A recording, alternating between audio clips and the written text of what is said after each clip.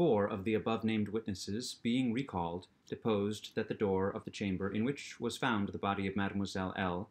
was locked on the inside when the party reached it. Everything was perfectly silent, no groans or noises of any kind. Upon forcing the door, no person was seen. The windows, both of the back and front room, were down and firmly fastened from within. A door between the two rooms was closed but not locked. The door leading from the front room into the passage was locked, with the key on the inside. A small room in the front of the house, on the 4th story, at the head of the passage, was open. The door being ajar, this room was crowded with old beds, boxes, and so forth. These were carefully removed and searched. There was not an inch of any portion of the house which was not carefully searched. Sweeps were sent up and down the chimneys. The house was a 4-story one, with garrets, mansardes. A trapdoor on the roof was nailed down very securely. Did not appear to have been opened for years, the time elapsing between the hearing of the voices in contention and the breaking open of the room door was variously stated by the witnesses. Some made it as short as 3 minutes, some as long as 5. The door was opened with difficulty. Alfonso Garcio, undertaker, deposes that he resides in the Rue Morgue, is a native of Spain, was one of the party who entered the house, did not proceed upstairs, is nervous, and was apprehensive of the consequences of agitation, heard the voices in contention. The gruff voice was that of a Frenchman, could not distinguish what was said. The shrill voice was that of an Englishman, is sure of this. Does not understand the English language, but judges by the intonation. Alberto Montani, confectioner, deposes that he was among the first to ascend the stairs, heard the voices in question. The gruff voice was that of a Frenchman. Distinguished several words. The speaker appeared to be expostulating.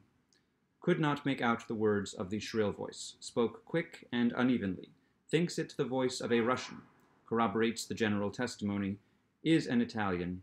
Never conversed with a native of Russia. Several witnesses recalled here testified that the chimneys of all the rooms on the 4th story were too narrow to admit the passage of a human being. By sweeps were meant cylindrical sweeping brushes, such as are employed by those who clean chimneys. These brushes were passed up and down every flue in the house. There is no back passage by which any one could have descended while the party proceeded upstairs. The body of Mademoiselle L'Espagne was so firmly wedged in the chimney that it could not be got down until 4 or 5 of the party united their strength. Paul Dumas, physician, deposes that he was called to view the bodies about daybreak. They were both then lying on the sacking of the bedstead in the chamber where Mademoiselle L. was found. The corpse of the young lady was much bruised and excoriated. The fact that it had been thrust up the chimney would sufficiently account for these appearances. The throat was greatly chafed. There were several deep scratches just below the chin, together with a series of livid spots, which were evidently the impression of fingers. The face was fearfully discolored, and the eyeballs protruded. The tongue had been partially bitten through. A large bruise was discovered upon the pit of the stomach, produced apparently by the pressure of a knee. In the opinion of M. Dumas, Mademoiselle L'Espagne had been throttled to death by some person or persons unknown.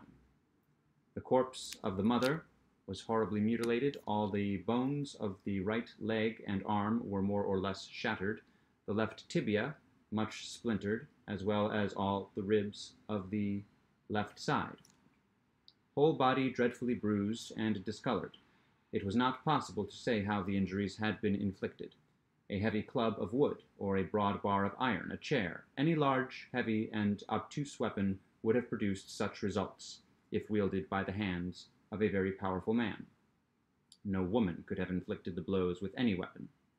The head of the deceased, when seen by witness, was entirely separated from the body, and was also greatly shattered. The throat had evidently been cut with some very sharp instrument, probably a razor. Alexandre Etienne, surgeon, was called with M. Dumas to view the bodies. corroborated the testimony and the opinions of Monsieur Dumas. Nothing further of importance was elicited, although several other persons were examined. A murder so mysterious and so perplexing in all its particulars was never before committed in Paris, if indeed a murder has been committed at all. The police are entirely at fault, as an unusual occurrence in affairs of this nature. There is not, however, the shadow of a clue apparent.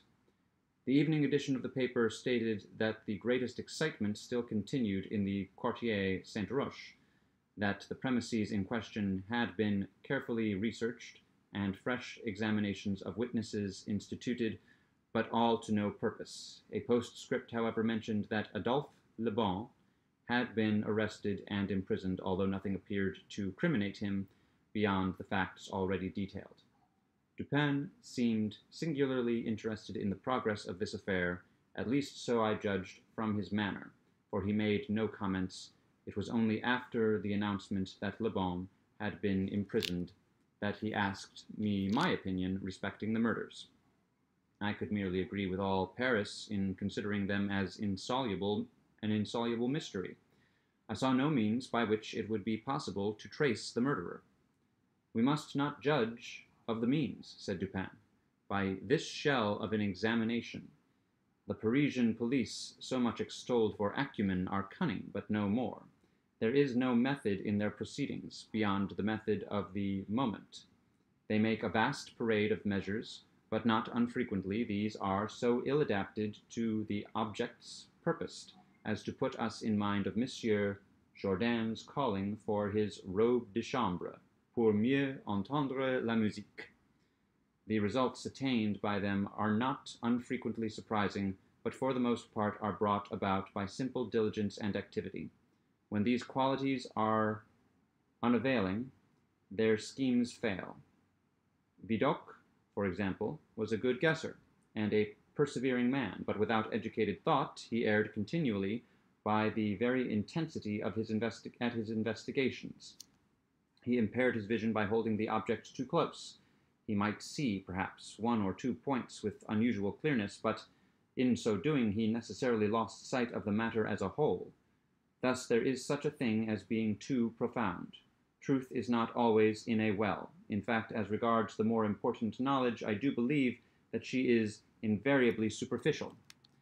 The depth lies in the valleys where we seek her, and not upon the mountain tops where she is found. The modes and sources of this kind of error are well typified in the contemplation of the heavenly bodies. To look at a star by glances, to view it in a sidelong way by turning toward it the exterior portions of the retina, more susceptible of feeble impressions of light than the interior, is to behold the star distinctly, is to have the best appreciation of its luster, a luster which grows dim just in proportion as we turn our vision fully upon it. A greater number of rays actually fall upon the eye in the latter case, but in the former there is the more refined capacity for comprehension. By undue profundity we perplex and enfeeble thought, and it is possible to make even Venus herself vanish from the firmament by a scrutiny too sustained, too concentrated, or too direct. As for these murders, let us enter into some examinations for ourselves before we make up an opinion respecting them. An inquiry will afford us amusement. I thought this an odd term, so applied, but said nothing. And besides, Le Bon once rendered me a service for which I am not ungrateful. We will go and see the premises with our own eyes. I know G, the prefect of police, and shall have no difficulty in obtaining the necessary permission. The permission was obtained, and we proceeded at once to the Rue Morgue. This is one of those miserable thoroughfares which intervene between the Rue Richelieu and the Rue Saint-Roch. It was late in the afternoon when we reached it, as this quarter is at a great distance from that in which we resided. The house was readily found, for there were still many persons gazing up at the closed shutters with an objectless curiosity from the opposite side of the way. It was an ordinary Parisian house, with a gateway on one side of which was a glazed watchbox with a sliding panel in the window indicating a loge de concierge Before going in, we walked up the street, turned down an alley, and then again turning, passed in the rear of the building.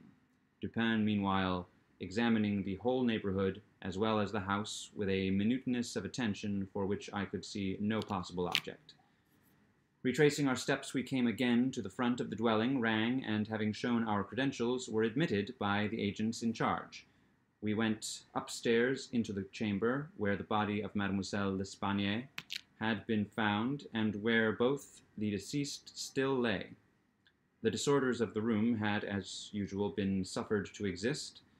I saw nothing beyond what had been stated in the Gazette des Tribunaux. Dupin scrutinized everything, not excepting the bodies of the victims. We then went into the other rooms and into the yard, a gendarme accompanying us throughout. The examination occupied us until dark, when we took our departure. On our way home, my companion stepped in for a moment at the office of one of the daily papers. I have said that the whims of my friend were manifold, and that je l'ai ménagé. For this phrase there is no English equivalent. It was his humor now to decline all conversation on the subject of the murder until about noon the next day. He then asked me suddenly if I had observed anything peculiar at the scene of the atrocity. There was something in his manner of emphasizing the word peculiar which caused me to shudder without knowing why. No, nothing peculiar, I said. Nothing more, at least, than we both saw stated in the paper. The Gazette, he replied, has not entered, I fear, into the unusual horror of the thing, but dismiss the idle opinions of this print. It appears to me that this mystery is considered insoluble for the very reason which should cause it to be regarded as easy of solution. I mean for the outre character of its features. The police are confounded by the seeming absence of motive, not for the murder itself, but for the atrocity of the murder. They are puzzled, too, by the seeming impossibility of reconciling the voices heard in contention with the facts that no one was discovered upstairs but the assassinated Mademoiselle L'Espanaye, and that there were no means of egress without the notice of the party ascending the wild disorder of the room, the corpse thrust with the head downward up the chimney, the frightful mutilation of the body of the old lady. These considerations, with those just mentioned and others which I need not mention, have sufficed to paralyze the powers by putting completely at fault the boasted acumen of the government agents. They have fallen into the gross but common error of confounding the unusual with the abstruse. But it is by these deviations from the plane of the ordinary that reason feels its way, if at all, in its search for the truth. The investigations, such as we are now pursuing, it should not be so much asked what has occurred as what has occurred that has never occurred before.